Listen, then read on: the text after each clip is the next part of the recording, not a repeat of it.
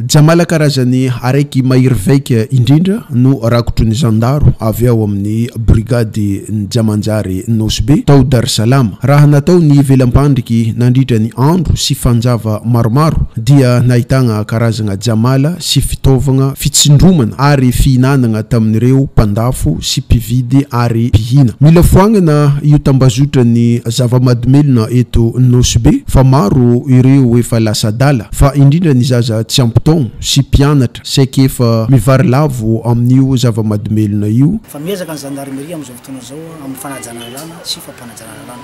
Ka zay ato brigady Jamanjary zany de zay ny baiko anay, zay ny targetranay zany miezaka anenjika andreo fandikan-dalàna rehetra indrindra reo zay heno fa ohatra mampalaza ratsy ny Nosbe ty, mampalaza ratsy ny Jamanjary zay fatra fezy ny tenanay de miezaka izay andro manala fikaroana zay. Zay zavatra zay nefa tsy ho vitanay samrery. Tsy ambo avitan'izay samrery zay. Fa ny fiaraha-miasa, ny fanomezan-tanana avy amintsika vahoaka, avy amintsika mpiara-monina tsirairay avy no ahafahantsika mametraka an'izay ny fanajana lalàna zay. Ary no ahafahantsika mametraka ny filaminana ato anatin'ny Jamanjary. Satria raha regny zava-domelona regny no miparitaka eto dia tsisy filaminana hipetraka satria olona sy tompon'ny tenany daholo ny fanerasera amintsika. Ka raha fatahitaitra izy mety manao tsy fanaondry izy herisetra famonona dia etsika manakava voatetitetika eto ka manentana re zay.